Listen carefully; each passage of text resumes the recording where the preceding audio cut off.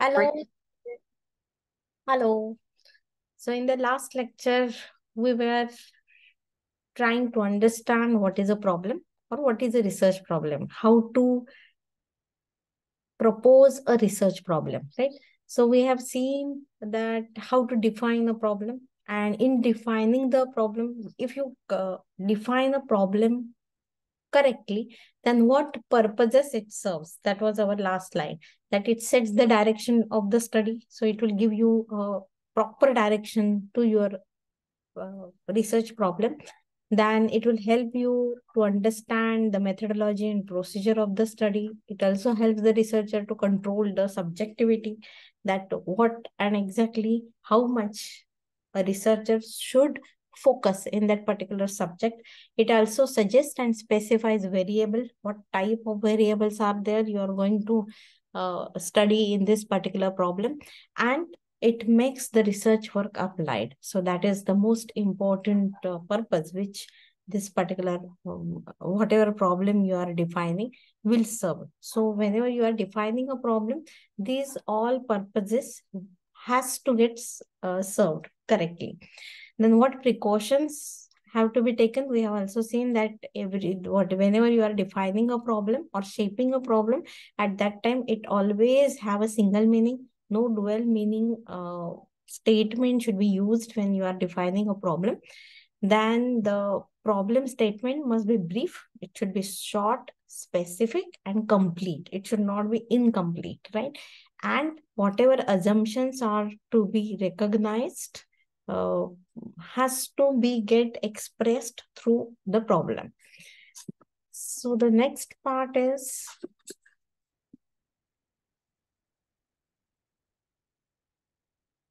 that the problem should also have practical importance in the field. Now, it should have some application. So this actually practical importance get covered into the application part only. So every problem must have some practical importance in the field. It should get applied properly, practically in the field, because those problems which are not practical in the sense you are not able to apply it properly into the society or into the field, those are, even though you do research, it goes somewhere in basic research. So the definition and statement of the problem should have certain validation. So you are going to give solution for a particular problem, and this is the validation you are going to do when you're studying, or you're going to provide when you're studying this particular research problem. Now, these are the following steps. Whenever you are trying to shape your research problem, you should always take these steps into consideration. So whenever a researcher is trying to develop the problem, it should develop a problem in a conceptual framework. There should be some concept for that problem, right? So, and you have to frame it in that way. You need to set limits to the problem, because you can choose any research problem. You will see that it is unlimited. There is no boundary as such. You can do research and go ahead in deep in that problem.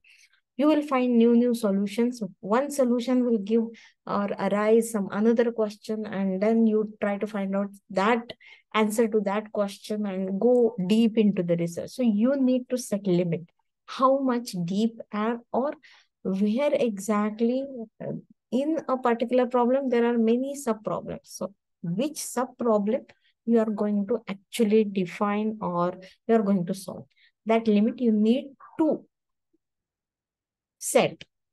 Then classify the elements in the homologous group. So whenever you are studying a particular problem, at that time you have to define a particular group of people, especially when you are doing a descriptive type of research, when you are mainly focusing on the population. So at that time, homologous group is more feasible, because it will give you relevant information and you can reach to some conclusion more easily.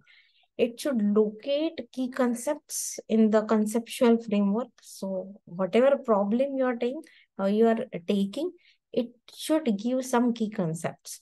Like if I want to work on acid rain, or if I want to work on broad range, that is, I want to work on air pollution.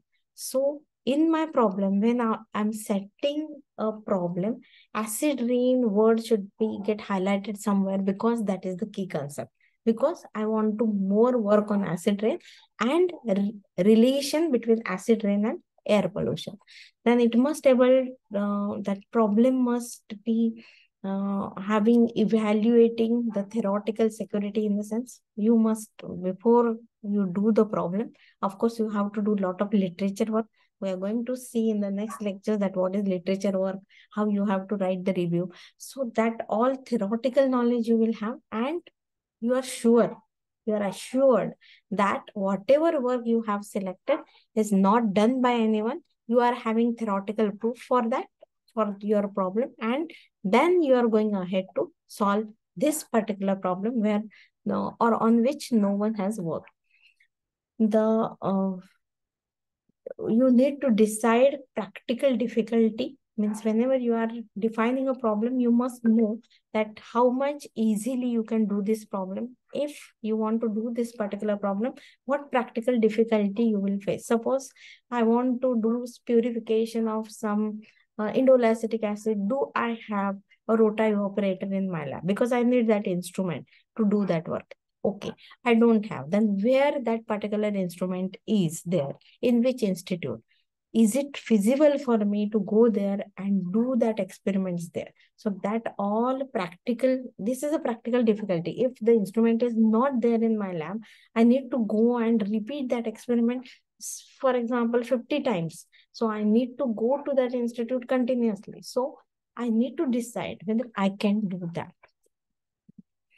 Then how to form the statement of the problem. Now, whenever statement of the problem you need to define or shape at that time, these three are the main concern. That is, you should take into the consideration of the relation between two or more variables. This is the first main thing, that whatever problem is there, always there is a relation between two or more variables, right? Then it should be stated very clearly and unambiguously. So your problem should be very straightforward. There should not be any confusion, and so that whenever the title of the problem is very clear, it is very easy for the authors to understand that exactly on what topic you are going to work, right? And whether that particular topic is related to their research, or if in general public, what that public will find that, okay, yes, this problem is there, I'm facing this problem. Does this author or does this scientist have any solution or not? So the statement of your problem should be very clear, and it should be agreeable to testing. Agreeable to testing is whatever hypothesis testing is, I mean, some solution you're stating into your problem, it should be acceptable. So it should not be out of the way, so that people will just think how it is possible. It is, I'm not agree that your solution will really solve this problem. So these are the main points which you have to take into the consideration when you are stating the problem. Now, delimiting a problem, in the sense you have to set limits to the problem. As I said, that any research problem, if you take, it is always very deep, and from that, lot many other research areas get open whenever you start working in that particular area. And then you come to when you start working, you come to know that it is not possible to work on each and every aspect.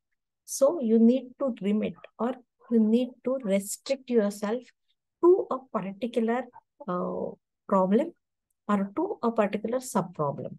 So that is the first thing you must restrict. And to restrict that, what you have to consider, that consider certain variables, 1, 2, or 3 variables, restrict that. You cannot take 100 variables at a time, right? Or restrict, you cannot take 1,000 variables at a time. So just restrict it 1, 2, or 3 variables, and mention that clearly when you are stating the problem. So your problem statement should have this, that how many variables you are going to study. Then state the level, that is whether you are going to do just primary screening. Suppose I want to study on microorganism. So in my research, just I'm going to see the biodiversity. So I'm just going to screen, find out their sequencing. Am I going to work only on that? Or am I also interested to find out what type of secondary metabolites these microorganisms are going to produce? But that will be secondary or tertiary level. But if my work at the primary level itself is too large, then I should restrict it at the primary level, because to find out diversity of microorganism in a particular area itself is a huge work, because there are culturable microorganisms. Culturable means you can culture them into your lab, but there are unculturable microorganisms which you just cannot. uh, the first thing, that you cannot see the microbes. Second thing, if you by your naked eyes. And second thing, if you want to see the microbes, you need the microscope, right? And there are some microorganisms you cannot cultivate them, you cannot grow them into the laboratory. But whenever you want to study diversity, you have to consider them too. So you have to go to DNA level, RNA level, and find out that these organisms are present. But this work itself is too huge. So you just want to work at the primary level because your area of research is that. So you have to decide this level, right? Then the size of sample. So to do this diversity experiment, how many samples I'm going to take? So when I'm deciding a sample size, my time, my energy, and my money, all this I have to think about first. Is it feasible for me to take a large sample size? Or in case of commerce and arts, you need to go for large sample size, but still in that also you need to restrict. Suppose you want to find out in psychology that a particular music session is there, and what is the effect of that music on human being. Now, human being is a very general statement, right? So you need to choose a age group there. You need to restrict your sample size to the age group. You cannot just take right from baby to old age. And how many samples?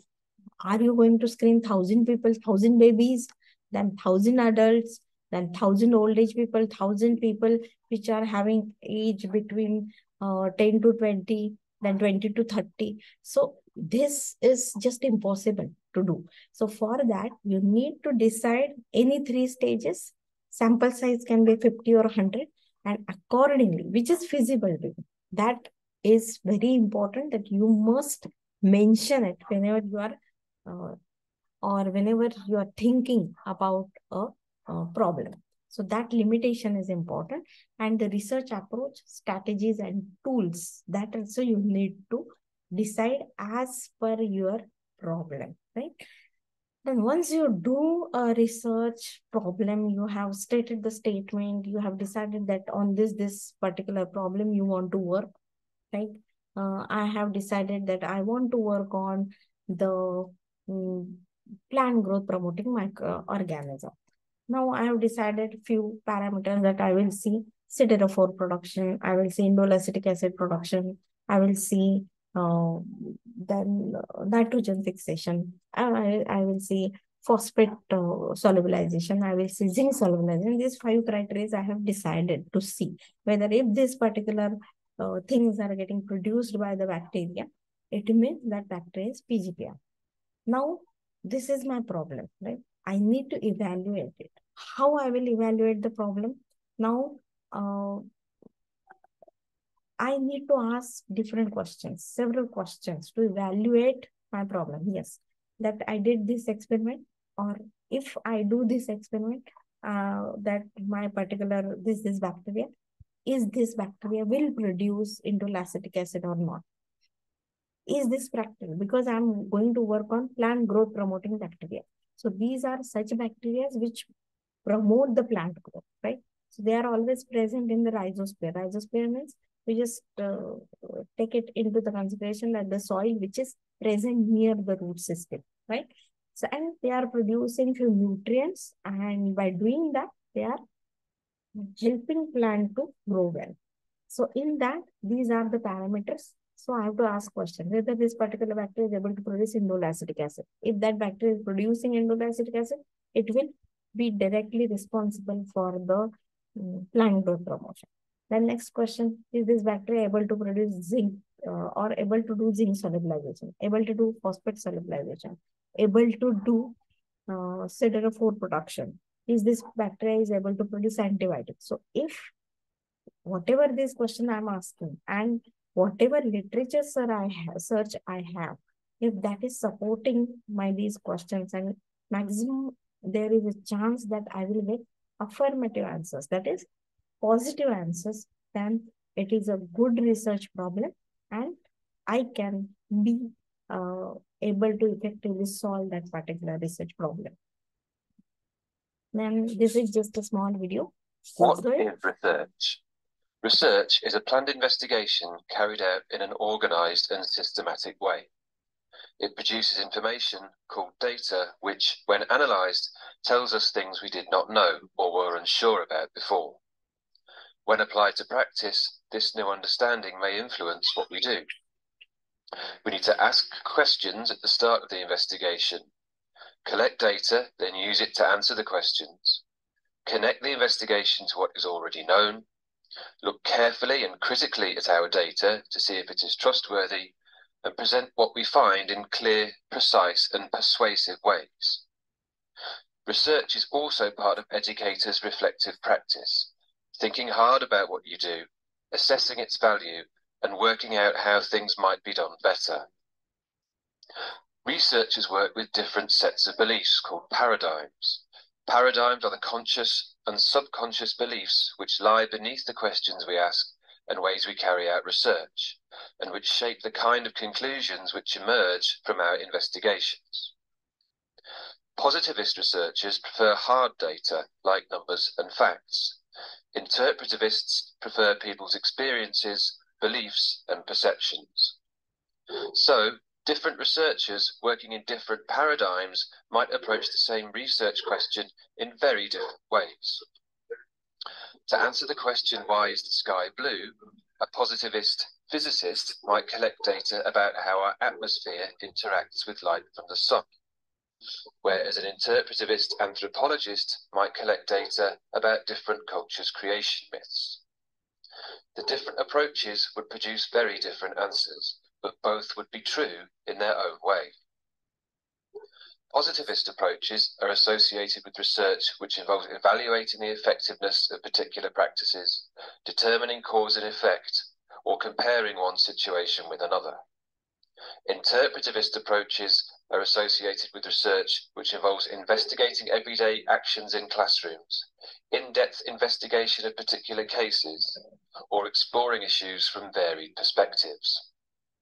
In the end, you may draw from both paradigms, combining firm data with interpretation of experiences.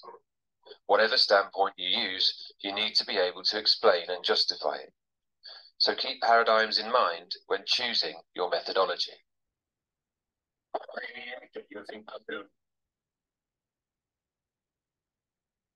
So now the next part which we are going to see, which is very, very important, that is literature review. And this literature review, you can say that is the backbone of research. Until and unless you don't do a proper literature review, it is just impossible to go for the literature review. Now, this is one cartoon where this research, he was very happy that this research is impossible. Then the latest journal, he said that no, I will not select this particular problem because it is not possible for me. And he found that somebody already did it, because then you choose this particular problem is better, I will choose it. And if you don't do proper research, at the end, when you complete, you are at the middle of your research, some article, you will find that that is already published. Then at that time, changing your research topic will be a great problem for you, right? So it is very, very important that before you start your research, it is always suggested that you have to do a very deep literature review. Now we will see what is literature review. Now, what are the contents? These are the contents for literature review, and we will see one by one. Now, what is the meaning of literature review? Now, the phrase review of literature consists of two words, that is review and literature. Now, what is the meaning of, or whatever, what is literature refers to? The knowledge of a particular area of investigation of whatever discipline you have decided or studied. It can be a theoretical knowledge, it can be a practical knowledge, and it can be by the research or the research papers which are published. And the term review means it is organization of the knowledge of the specific area of the research in which you are, or in a particular discipline in which you are interested. So, whatever network of knowledge is there, that all the relevance you can study in the literature, and you can review it in the sense you study it in detail, find it out that right from the first paper published for that particular, in that particular area, till this, up to till date, how much research papers are published. If you review them, you will be able to know that how the research has traveled. You can say that in the beginning, very less is known, and right now, up till now, it's vast, or the vast information is available right now. So the literature is in any form. Actually, the literature means it is the foundation upon which all the future work will be built. Why? Because when you select a problem, at that time you need to find out all the related information in very deep. And if your foundation, as I said, that this literature work is actually the foundation. If your foundation is correct, if your foundation is right, if your foundation is solid, whatever will be get built upon it, it will be always in a correct and right direction. So reviewing the literature actually has two phases.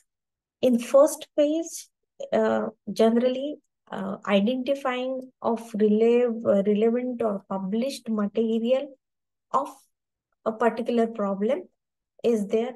So you need to read that part, right, and find it out, all the information what is published till now. And in second phase, you need to write that, you need to study all those papers or all those research information which you have collected, and then organize it, write it in a proper way. That is what is called as review, literature review. This is the second part. And once you write it in a particular way, it is very easy for you to do research in your area, because right from first paper till date, you have all the information, and you know that the research in this particular area has gone in which direction, and then you can decide in which direction you can do the research, right? So you can decide the direction of research on the basis of literature review. Now, why there is a need of literature review? As the literature review is the most essential part of your research work.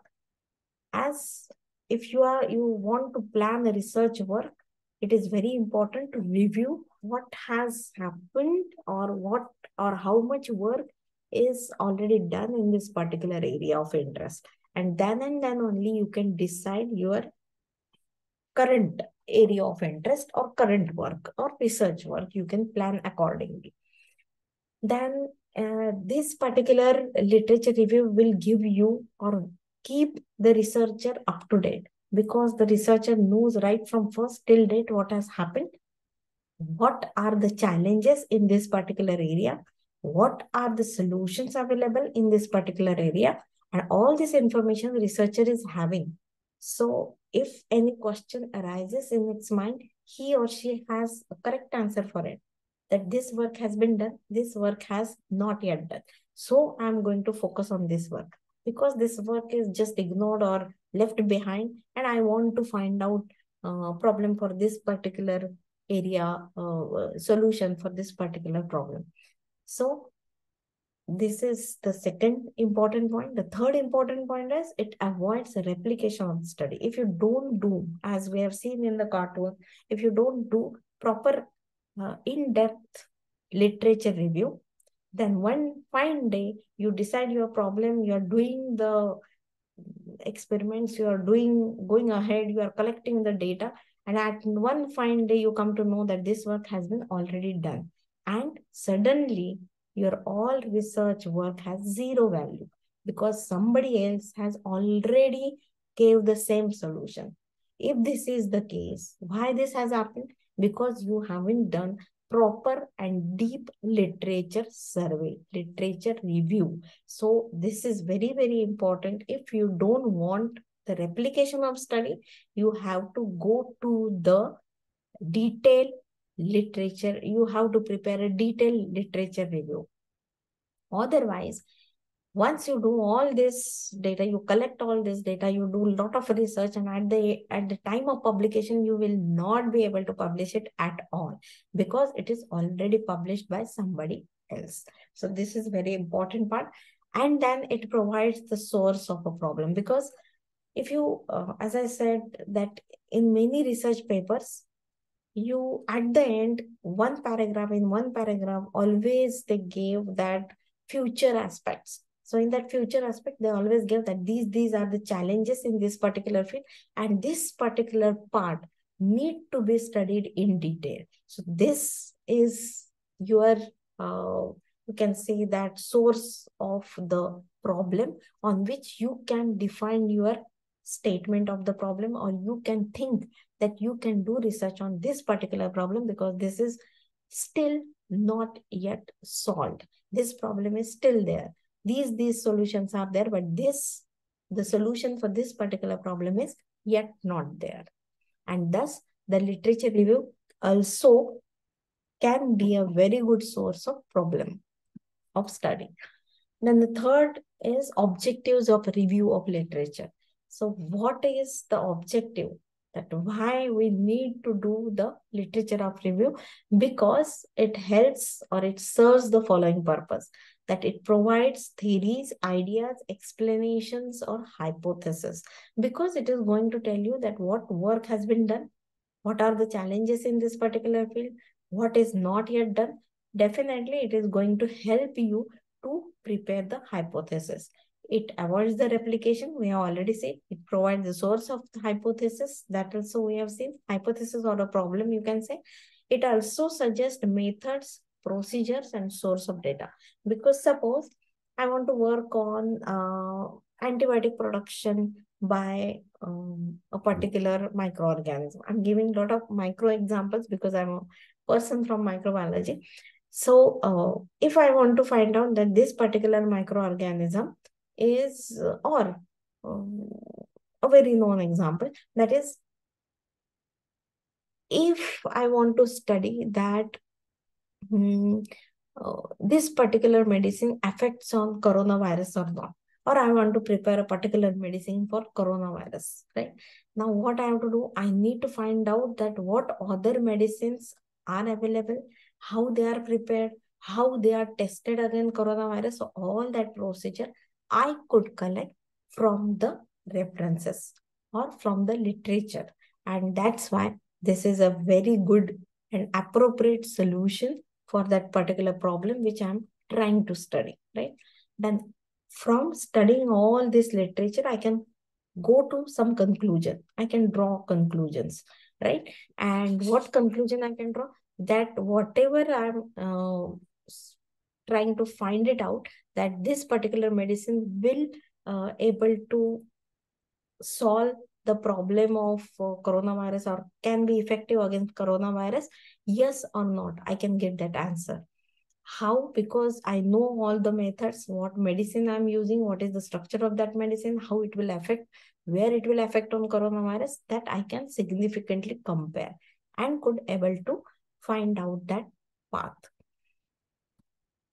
Now, what are the source of literatures? You all know that books and textbook materials, then periodicals are there, then abstracts are there, then encyclopedias are there, handbooks and guides are there, special dictionaries are there, dissertation theses are there, and the most important, Google Baba, that is internet. So all these are the good example or sources, good sources of literature. The only thing, whenever you are doing a research work, at that time you cannot only rely on Google or some links which are not authentic. No, you have to always go for very, very authentic sources, authentic journals. There are many predatory journals which you should not use, that we are going to see at the end. So you have to, whenever you are using internet as a source, then at that time you have to take this care. Now, as you have seen that only 10 minutes left, and I think only 5 minutes left for the lecture on Zoom. So I need to stop here. All the best. Study hard. It's an easy subject in a way. Many things are getting repeated. So once you understand it in deeply, it's not a very complicated subject. So see you in the next lecture. Take care. Bye-bye.